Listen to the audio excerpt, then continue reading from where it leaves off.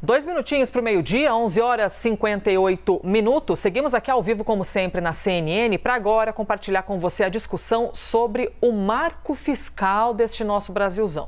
As duas maiores bancadas da Câmara, União Brasil e o Progressistas, se reúnem hoje com o relator do novo marco fiscal para discutir os principais pontos dessa proposta. E a gente conversa agora justamente com o deputado Cláudio Cajado, que é o relator da proposta na Câmara. Deputado, primeiramente, obrigada, pela gentileza da entrevista e principalmente por ir pessoalmente até a CNN. Bom dia. Bom dia, Elisa. Bom dia, telespectadores da CNN. Um prazer estar aqui. A vontade expressa é minha. Queremos te ouvir, então, sobre essas discussões, o tamanho da complexidade e quais pontos vocês desejam tratar nessa reunião de hoje. Bom, veja, esse é um projeto que tem uma certa complexidade. Por quê? Porque ele remete a várias legislações, a lei da responsabilidade fiscal, a lei de diretriz orçamentária, vai ter impacto direto na reforma tributária e vai ter impacto direto na lei orçamentária anual que o Congresso irá receber no final de agosto para votarmos e valer a partir do ano de 2024. Nós vamos reunir, a partir de hoje eu abri a agenda para as conversas e as tratativas, e o primeiro partido a podermos conversar é a União Brasil. O líder, Elmar Nascimento, me ligou, marcamos para hoje às 15 horas com toda a bancada dos deputados e deputadas federais da União Brasil. Em seguida, a partir das 16 horas, iremos conversar com a bancada do Partido Progressistas, acertamos com o líder André Fufuca e nós vamos explanar o projeto e expor os detalhes, né, do que contém nele. A partir daí nós vamos ouvir as sugestões, críticas e preparar o nosso relatório. Vamos então com Basília Rodrigues agora para fazer-te uma pergunta também. Deputado, Basília? Oi, tudo bem, deputado? Obrigada pela sua atenção, né? Vindo aqui a CNN Brasil antes destas reuniões que vão acontecer com duas das maiores bancadas da Câmara dos Deputados. A gente trouxe primeiro aqui na CNN Brasil, o senhor vai estar com a União Brasil e com os progressistas. Eu quero falar de um detalhe, né, que mais repercutiu negativamente no mercado. O governo, a proposta do governo, faz alteração na lei de responsabilidade fiscal, exclui a responsabilidade de gestores públicos que eventualmente incorram em violações à regra fiscal, violações da regra fiscal. E aí inclui tanto o ministro da Fazenda quanto o presidente da República. Como que o senhor vê este ponto? O senhor se sente confortável em manter este ponto na proposta ou acha que tem que mudar? Boa tarde, Basília. É um prazer meu também estar aqui conversando com você. Veja, existem duas correntes acadêmicas que defendem posições antagônicas. Uma defende que as punições possam ocorrer, é o que nós denominamos de enforcement, em cima das metas que foram previstas e não cumpridas.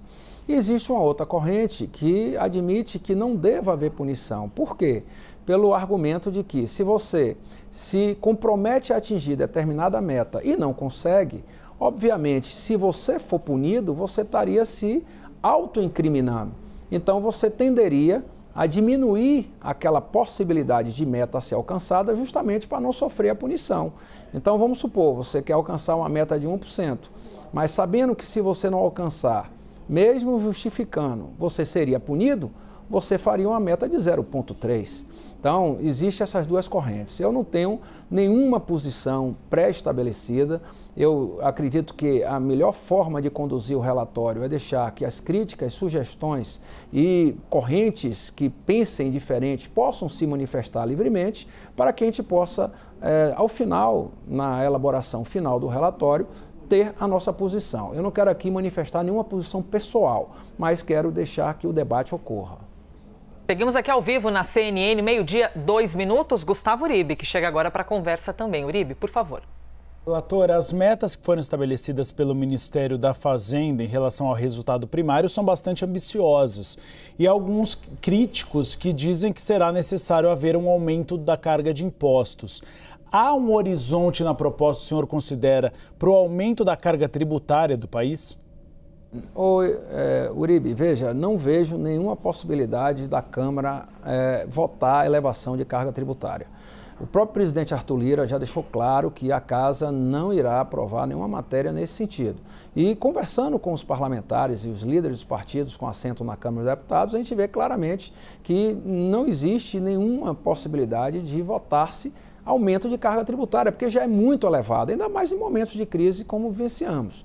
O que nós achamos é que, eu pessoalmente penso, de que esse novo marco fiscal, ele é um dos demais elementos a serem propostos pelo governo e serem trabalhados. Por exemplo, após o marco fiscal, a prioridade vai ser a reforma tributária. Tenha dúvida disso, porque tem a ver com a elevação de receita.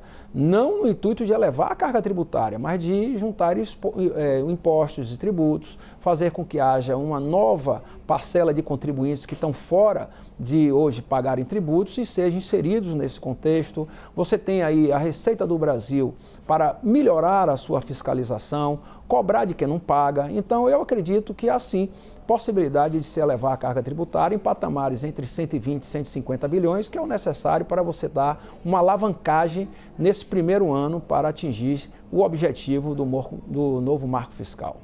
Deputado, deixa eu aproveitar para te ouvir, porque nós estávamos agora há pouco até com imagens de Roberto Campos Neto, presidente do Banco Central, que estava ou ainda está, agora estou na dúvida se já acabou ou não, mas já recebo atualização aqui em meu ouvido. Ainda não, continua.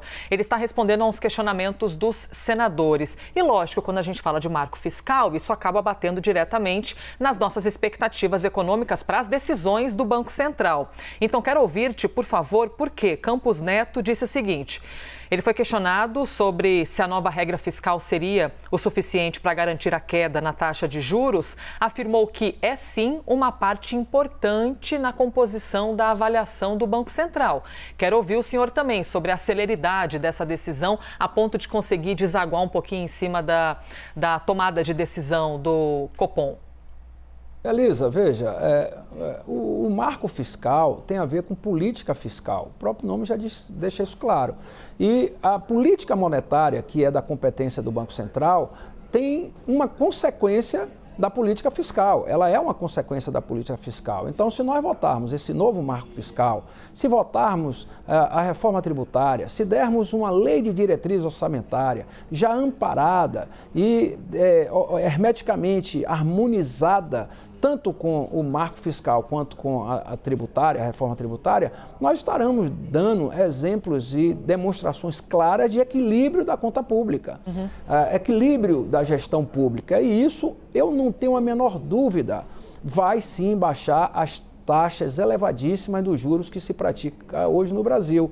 Mas os juros, para baixarem, não vai depender da vontade de um governante, vai depender de ações concretas. E o marco fiscal, reforma tributária, LDO e a lei orçamentária, todas elas conjugadas com esses procedimentos que nós estamos adotando, e por isso mesmo o presidente Arthur Lira priorizou essa pauta, eu não tenho dúvida, será uma consequência positiva para a economia e trazendo no seu bojo a justiça social, que é o que todos desejamos. Veremos no mundo prático, hein? Estamos ali apreensivos com esse cenário econômico e a política monetária do país. Basília, volta aqui de novo, por favor, para você poder fazer mais uma pergunta ao nosso entrevistado. A gente ainda vai ouvir muito o senhor relator Cláudio Cajado, então, nesse início da tramitação, eu quero saber, tem limite para as exceções? A gente tem ouvido muitos políticos do PT, que é o partido do presidente da República, e também do PSOL, pedindo mudanças no texto, né, para que outros itens fiquem fora da regra fiscal. A proposta, do jeito que está, já tem ali 13 exceções. Tem limite no seu relatório do número de exceções, ou seja, aquilo que não vai ser coberto pela regra fiscal? Bom, eu vou estudar cada uma dessas excepcionalidades. Existem algumas que são baseadas na regra constitucional, existem outras que foram subjetivamente apresentadas pelo governo.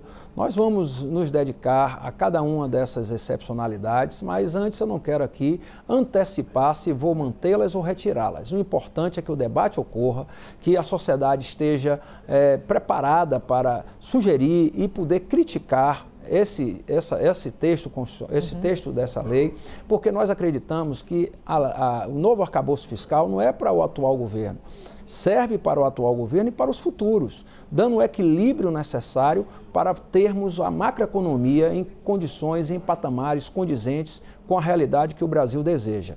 Obviamente que eu vou conversar com o Partido dos Trabalhadores, já tive aqui uma solicitação ao líder Zeca Disseu, do Partido dos Trabalhadores. Estamos agendando na próxima semana essa reunião com a bancada do PT.